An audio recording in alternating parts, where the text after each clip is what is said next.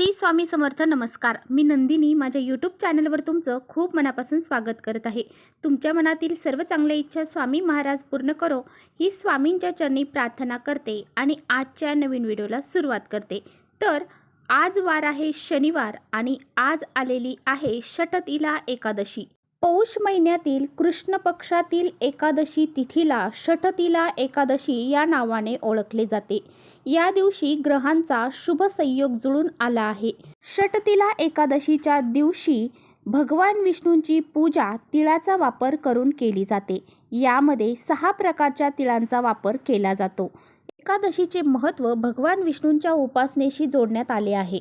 पूजेमध्ये तिळाचा अनेक प्रकारे वापर केला जातो. तिळाने स्नान करणे, तिळाचे हवन करणे, तिळाचे दान करणे, तीळ असलेले अन्न खाणे, तीळ मिसळलेले पाणी पिणे आणि देवाला तिळाचा अभिषेक करणे असे केल्याने भगवान विष्णूंचा आशीर्वाद आपल्यावर राहतो.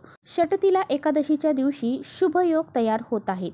पौष महिन्यातील कृष्ण पक्षातील एकादशी तिथी 24 जानेवारीला संध्याकाळी 7:25 सुरू झालेली आहे आणि 25 जानेवारीला म्हणजेच आज 8:31 असणार आहे. 25 जानेवारीला षटतिला एकादशीचे व्रत केले जाईल. या दिवशी चंद्र आणि मंगळाचा शुभ संयोग जुळून आलेला आहे. तसेच या दिवशी उत्तर शाष्टा नक्षत्र ध्रुव योग जुळून येत आहे. या शुभयोगामध्ये दान केल्याचे पुण्य आपल्याला नक्की प्राप्त होते.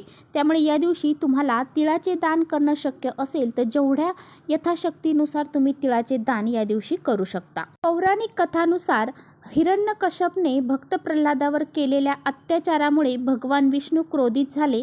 त्यांच्या क्रोधाच्या घामामुळे पृथ्वीवर तिळाचा जन्म झाला असे म्हटले जाते. त्यामुळे हिंदू धर्मात तिळ अत्यंत पवित्र मानण्यात आलेले आहे आणि षटतिला एकादशीला तिळाला खूप महत्त्व दिलं जातं.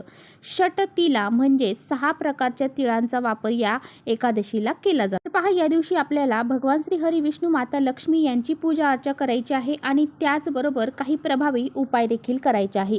आजच्या व्हिडिओमध्ये मी तुम्हाला अतिशय प्रभावशाली उपाय सांगणार आहे. संध्याकाळी आपल्याला कापूरसोबत ही एक वस्तू जाळायची आहे.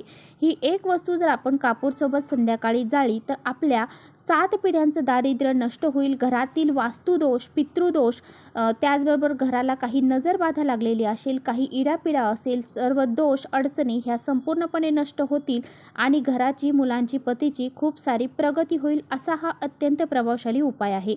हा उपाय कसा करायचा आहे याबद्दलची संपूर्ण माहिती आजच्या व्हिडिओमध्ये आपण जाणून घेणार आहोत. त्यामुळे तुम्ही कुठे व्हिडिओ स्किप न करता शेवटपर्यंत नक्की बघा, जेणेकरून तुमच्यापर्यंत योग्य ती माहिती पोहोचेल. आपल्या चॅनेलवर जर नवीन असाल तर चॅनेलला सबस्क्राईब करा आणि असेच नवनवीन माहितीपूर्ण व्हिडिओ पाहण्यासाठी बेल आयकॉनलाही प्रेस करा. म्हणजे मी जेव्हा कधी नवीन व्हिडिओ अपलोड करेन त्याचं नोटिफिकेशन सर्वात अगोदर तुम्हाला भेटेल आणि तुम्ही एकही व्हिडिओ मिस करणार नाही. त्याचबरोबर कमेंट्समध्ये ओम नमो भगवते वासुदेवाय नमः हे लिहायला अजिबात विसरू नका. व्हिडिओ आवडला तर आपल्या मित्रपरिवारांसोबत नक्की शेअर करा. हा जो उपाय मी तुम्हाला सांगणार आहे तर हा आपल्याला आज संध्याकाळी करायचा आहे. संध्याकाळी ज्या वेळेस घरामध्ये लक्ष्मी माता प्रवेश करते त्यावेळेमध्ये हा उपाय करायचा आहे. तर संध्याकाळी 6 नंतर रात्री 12 वाजेपर्यंत तुम्ही हा उपाय करू शकता. परंतु ज्यांना वेळ असेल त्यांनी 6 ते 9 या वेळेमध्ये हा उपाय करण्याचा जास्तीत जास्त प्रयत्न करायचा आहे. कारण ही वेळ असते तर ती दिवे लागण्याची वेळ असते आणि त्या वेळेमध्ये सकारात्मक लहरी या खूप मोठ्या प्रमाणात असतात आणि त्यामुळे ह्या वेळेमध्ये जर हा उपाय केला तर त्याचे खूप जास्त लवकर फळ आपल्याला प्राप्त होते. ज्यांना शक्य नसेल त्यांनी रात्री 12 वाजेपर्यंत हा उपाय केला तरीसुद्धा चालेल. तर पहा, हा उपाय आपल्याला का करायचा आहे. जर तुमच्या घरामध्ये सतत वाद विवाद, कलह, क्लेश यासारख्या गोष्टी घडत असतील, तुमच्या घराला कुणाची नजर लागलेली असेल, तुमच्या घरामध्ये वास्तुदोष, पितृदोष यासारख्या गोष्टी असतील, घरामध्ये सतत पैशांच्या अडचणी जाणवत आहेत, पैसा आला की तो कोणत्या ना कोणत्या मार्गाने घरातून बाहेर निघून जात असेल किंवा तुमच्या मुलांची प्रगती होत नसेल किंवा पतीची प्रगती होत नसेल, तुमच्या कुटुंबाची प्रगती होत नसेल तर तुम्हाला हा अत्यंत प्रभावशाली उपाय आवर्जून आज संध्याकाळी करायचा आहे. हा जो उपाय आहे ना, हा उपाय करण्याला खूप जास्त महत्त्व दिलं जातं कारण ही एकादशी जी आहे तर ती खूप महत्त्वाची मानली जाते. तर पहा, हा उपाय करण्यासाठी तुम्हाला तुमच्या घरात सर्वप्रथम दिवाबत्ती करून घ्यायची आहे. म्हणजेच तुमच्या देवघरातील दिवा प्रज्वलित करायचा आहे. तुळशीपाशी एक शुद्ध गाईच्या तुपाचा दिवा लावायचा आहे. त्याचबरोबर तुम्हाला तुमच्या मुख्य दरवाजामध्ये देखील दिवा लावायचा आहे आणि त्या दिव्यामध्ये थोडेसे काळे तीळ किंवा मग पांढरे तीळ तुम्हाला टाकायचे आहेत। अशा पद्धतीने तुम्हाला सर्व वातावरण हे प्रसन्न करून घ्यायचं आहे। धूप दीप अगरबत्ती लावून घ्यायची आहे आणि त्यानंतर हा उपाय करायचा आहे। हा उपाय करण्यासाठी आपल्याला लागणार आहे एक मातीची पंती किंवा मग तुम्ही एखादं कापूर जाळायचं भांडं असेल ते घेतलं तरी चालेल। त्यामध्ये आपल्याला मूठभर तांदूळ टाकायचे आहेत आणि त्या तांदळावरती 5 भीमसेनी कापराच्या वड्या ठेवायच्या आहेत। आता भीमसेनी कापराच्या वड्या नसतील, ज्या असतील त्या तुम्हाला ठेवायच्या आहेत। त्यानंतर त्यावरती तुम्हाला टाकायच्या आहेत गाईच्या शेणाची जी गौरी आहे तर ती तुम्हाला घ्यायची आहे। एक छोटासा तुकडा जरी असला तरी सुद्धा चालेल। त्यानंतर त्यावरती तुम्हाला शुद्ध गाईचं तूप थोडंसं टाकायचं आहे। यानंतर तुम्हाला पांढरे तीळ चिमूटभर त्या गौरीवरती टाकायचे आहेत आणि त्यानंतर 2 फुलाच्या लवंगा तुम्हाला घ्यायच्या आहेत, अखंड घ्यायच्या आहेत आणि त्यानंतर तुम्हाला थोडीशी पिवळी मोहरी घ्यायची आहे। पिवळी मोहरी तुम्हाला हातामध्ये घ्यायची आहे आणि आपल्या घरामध्ये जी लहान मुलं आहेत तर त्यांच्यावरून ही पिवळी मोहरी तुम्हाला डोक्यापासून तर खाली पायापर्यंत 7 वेळा उतरवून घ्यायची आहे। कारण घरामध्ये जी लहान मुलं असतात किंवा मोठी मुलं असतात ते चिडचिडेपणा करतात, हट्टीपणा करतात, ऐकत नाही।